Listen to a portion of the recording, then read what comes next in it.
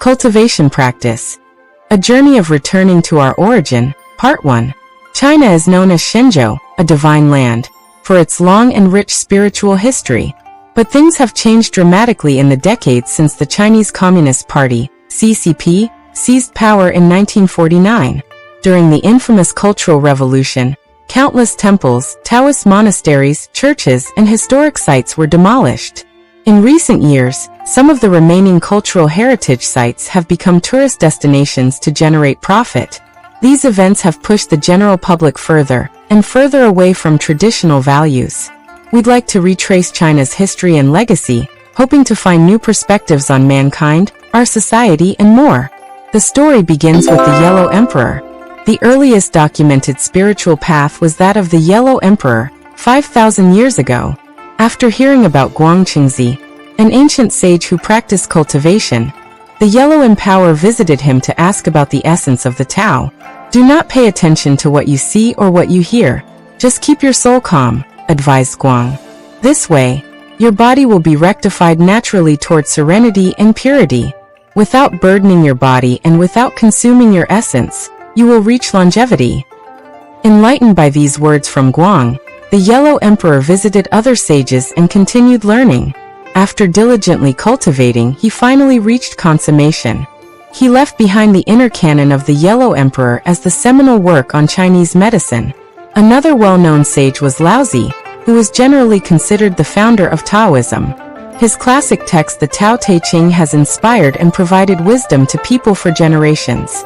Humans follow the earth follows heaven, heaven follows the Tao, and the Tao follow nature, he wrote. One should abandon tactics and forsake material interest, Laozi wrote.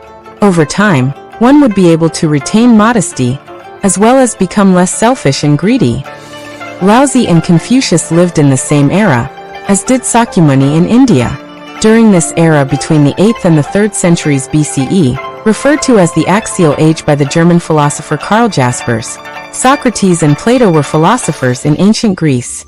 The sages Laozi, Confucius, and Sakyamuni developed the major cornerstones of Oriental culture: Buddhism, Taoism, and Confucianism, while Socrates and Plato added significantly to the progress of Western civilization.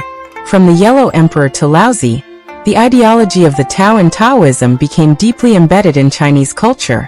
During the Han Dynasty, Confucianism was chosen as the authoritative doctrine and dominated the imperial examination thereafter. At the same time, Emperor Ming of the Han Dynasty invited Buddhism to China, which further enriched Chinese civilization over the past 2,000 years. The legend of Guohong. Guohong, a legendary figure in the Jin Dynasty, not only succeeded in cultivation practice, but also mastered Chinese medicine and alchemy. His major writings included Biopuzi, a Taoist classic, Zhouhou Jiuzhu Fang, a collection of prescriptions for Chinese medicines, and Legend of Immortals. In Biopuzi, Gu admitted there were people who committed bad deeds in the name of Taoism. This caused confusion and discouraged those who were sincerely pursuing the Tao. However, he also pointed out that one should not be discouraged, because divine beings indeed existed and cultivating toward the divine was a practical path. Some dismissed this, saying that divine beings didn't exist since we couldn't see them. Gu disagreed and wrote, "The heaven and earth are boundless, and the wonder is unlimited. Just because you do not see divine beings, you cannot say they are not there." In fact, there have been many records of divine beings. Historian Lu Xiang from the Han Dynasty documented over 70 divine beings in Lai Xianzhuan, Biographies of Immortals. Lu was a serious scholar, and his writings were credible. The legends of immortals can be found in official histories, too. For example, Book of the Later Han included such stories, including one about Fei Changfang, whose master had extraordinary abilities. Another figure was Zhang Kai, who knew Chinese medicine well, and was able to create fog that covered an area of several square miles. The legend of Zhang Guolao. Zhang Guolao, one of the 8 immortals in Chinese history, was known for riding a donkey backwards. There are numerous legends about him, including several in 2 reputable history books, Old Book of Tang and New Book of Tang. Empress Wu Zetian once summoned Zhang, who pretended to die in front of the envoy using his supernormal ability. It was summer, and his body quickly began to decompose and stink. Later, After hearing that Zhang was traveling in the area of Hangzhou, Emperor Xuanzong of Tang issued an invitation to him several times. When Zhang arrived, the emperor asked several diviners to tell his fate, but they were unable to figure it out. Zhang said he was born in the era of Emperor Yao, about 2300 BC, meaning he had lived for about 3,000 years. To test Zhang, the emperor gave him poisonous hemlock juice. Zhang drank 3 cups and fell asleep. When he woke up, all his teeth had decayed and turned black. Zhang used a metal tool to knock them out, then applied some medicine, and went back to sleep. When he woke up again, all his teeth had regenerated, as white and shiny as new. The emperor was impressed and honored him with a title. Taiping Guangji recorded another story. The emperor went hunting, caught a deer, and told his chef to cook it. Zhang stopped him and said, "This is a celestial deer, and it's over 1,000 years old.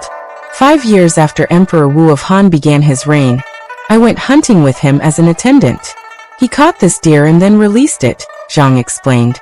"There are so many deer here and so many years have passed. How do you know this is the same deer?" asked the emperor.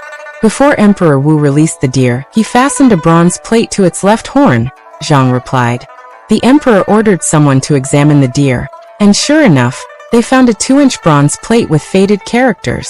When the emperor asked how old it was, Zhang said 852 years had passed. When a historian was ordered to verify the calculation, he found Zhang was indeed correct.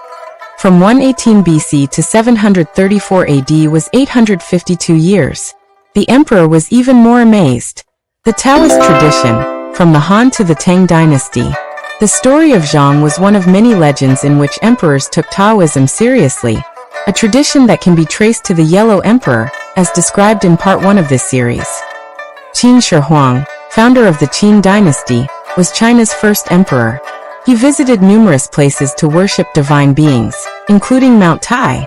He also sent Su Fu overseas to search for the elixir of life. Emperor Wu of Han, one of history's greatest emperors, also visited Mount Tai 8 times to worship divine beings. He was said to have met the legendary Queen Mother of the West, and was given advice about immortality. Emperor Taizong of Tang was open-minded and acknowledged Confucianism, as well as Taoism and Buddhism. "What I like is basically the way of emperors Yao and Shun, together with Confucian doctrine from the Zhou dynasty," he said. He also promoted Taoism and Buddhism. Laozi set a good example, and his teachings focus on purity and emptiness. "Buddhism left us doctrines on the relationship between cause and effect," he explained. "Following these can help one reach a new realm. Understanding them on a superficial level will help improve civilization." After Xuanzong returned from the West with the Buddhist scripture, Emperor Taizong arranged for him to translate 75 scriptures out of a total 1,335 volumes. The success and influence of these 3 belief systems was unprecedented.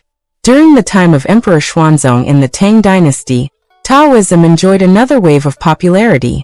In 721, Emperor Xuanzong became the first emperor recognized as a Taoist through an ordination ceremony. In 722, he established temples throughout the country to worship Laozi. He also founded a school dedicated to teaching Taoism. Several years later, the emperor issued an edict to create an image of Laozi to be spread throughout the country. In 733, the emperor personally annotated the Tao Te Ching and included the book in the imperial exam. In 741, he opened more Taoist schools to teach Taoism. All these efforts helped people understand the tradition of cultivation practice, particularly Taoism.